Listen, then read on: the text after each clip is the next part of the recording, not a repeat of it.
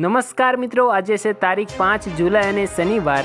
આજે મિત્રો વરસાદના કેટલાક મોટા સમાચારોની વાત આજના આ વિડીયોમાં આપણે કરીશું તથા અંબાલાલ પટેલે વરસાદને લઈને એક મોટી આગાહી જાહેર કરી છે।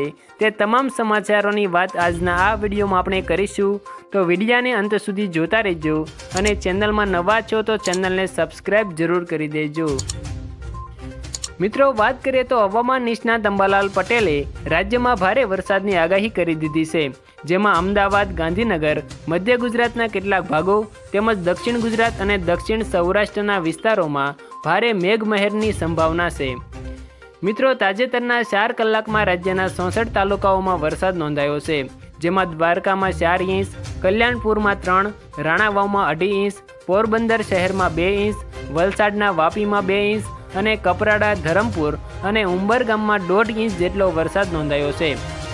મિત્રો પોરબંદરમાં સાર્વત્રિક ધોધમાર વરસાદે પરિસ્થિતિને વધુ તીવ્ર બનાવી છે, જ્યારે બાકીના તાલુકાઓમાં પણ નોંધપાત્ર વરસાદ જોવા મળી રહ્યો છે, જેના કારણે મિત્રો ખેડૂતોને રાહત અને નીચાણવાળા વિસ્તારોમાં પૂરની ચિંતા વધી ગઈ છે। મિત્રો ગુજરાતમાં ચોમાસાએ જોર પકડ્યું છે અને હવામાન નિષ્ણાત અંબાલાલ પટેલે તેમજ હવામાન વિભાગે આગામી દિવસોમાં ભારેથી અતિભારે વરસાદની આગાહી કરી દીધી છે। મિત્રો અંબાલાલ પટેલે 5 થી 12 જુલાઈ દરમિયાન રાજ્યના ઘણા ભાગોમાં ભારે વરસાદની શક્યતા વ્યક્ત કરી છે। ખાસ કરીને દક્ષિણ ગુજરાત, દક્ષિણ સૌરાષ્ટ્ર, કચ્છ અને ઉત્તર ગુજરાતમાં અતિભારે વરસાદનું રેડ એલર્ટ જાહેર કરવામાં આવ્યું છે। મિત્રો અંબાલાલ પટેલે બંગાળના ઉપસાગરમાં એક મોટું વાવાઝોડું બની રહ્યું છે તે અંગેની આગાહી કરી છે, જેના કારણે મિત્રો ગુજરાતના જુલાઈ મહિનાના અંતમાં ભારે પવન સાથે વધુ વરસાદની સંભાવના છે।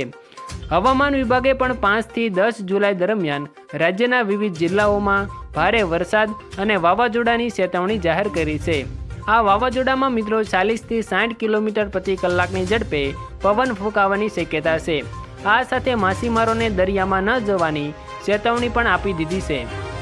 ત્યારબાદ મિત્રો વાત કરીએ તો અંબાલાલ પટેલે જણાવ્યું છે કે બંગાળના ઉપસાગરમાં બનતું વાવાઝોડાને કારણે વરસાદનું જોર વધી જશે અને મિત્રો આ વાવાઝોડાને કારણે 5 થી 12 જુલાઈ દરમિયાન દક્ષિણ ગુજરાત અને સૌરાષ્ટ્રના કેટલાક ભાગોમાં અતિભારે વરસાદની શક્યતા રહેશે। મિત્રો જુલાઈ મહિનાના અંતમાં બીજી પણ એક વરસાદી સિસ્ટમ બનવાની આગાહી કરી છે, જે ભારે પવન સાથે વધુ વરસાદ લાવશે। મિત્રો આ વખતે ચોમાસું રાજ્યના તમામ ભાગોમાં એક સરખું રહ્યું નથી, જેમાં કચ્છ, ઉત્તર ગુજરાત અને દક્ષિણ ગુજરાતમાં વધુ વરસાદ છે, જ્યારે સૌરાષ્ટ્રના કેટલાક વિસ્તારોમાં વરસાદ ઓછા પ્રમાણમાં જોવા મળી રહ્યો છે। મિત્રો અંબાલાલ પટેલના જણાવ્યા અનુસાર 5 જુલાઈ પછીનો વરસાદ ખેતી માટે ફાયદાકારક નથી। મિત્રો 16 જુલાઈ સુધી ચોમાસું સારું રહેશે, પરંતુ 17 અને 18 જુલાઈએ વરસાદનું જોર ઘટી જશે। જોકે જુલાઈ મહિનાના અંતમાં બીજી પણ એક વરસાદી સિસ્ટમને કારણે ફરીથી વરસાદનું જોર વધી શકે છે। હવામાન વિભાગે 5 થી 7 જુલાઈ દરમિયાન ગુજરાતના કેટલાક જિલ્લાઓમાં અતિભારે વરસાદ અને 8 થી 10 જુલાઈ દરમિયાન ભારે વરસાદની આગાહી સાથે રેડ એલર્ટ જાહેર કરી દીધું છે। સૌરાષ્ટ્ર અને કચ્છના જિલ્લાઓમાં પણ આ સમયગાળા દરમિયાન ભારે વરસાદની સંભાવના રહેશે। મિત્રો ત્યારબાદની જો વાત કરવામાં આવે તો આજથી 3 દિવસથી ભારે વરસાદની આગાહી કરવામાં આવી છે, જેમાં બનાસકાંઠા, સાબરકાંઠા, કચ્છ, દ્વારકામાં ઓરેન્જ એલર્ટ જાહેર કરવામાં આવ્યું છે।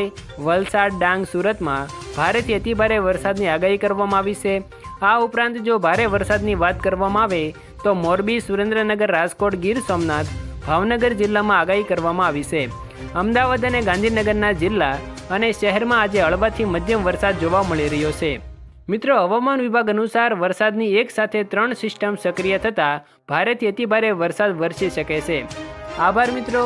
ચોમાસું દરમિયાન વરસાદના સૌપ્રથમ માહિતી મેળવવા માટે અમારી આ યુટ્યુબ ચેનલને સબસ્ક્રાઈબ જરૂર કરી દેજો અને વિડીયો પસંદ આવે તો વિડીયોને લાઈક પણ જરૂર કરી દેજો।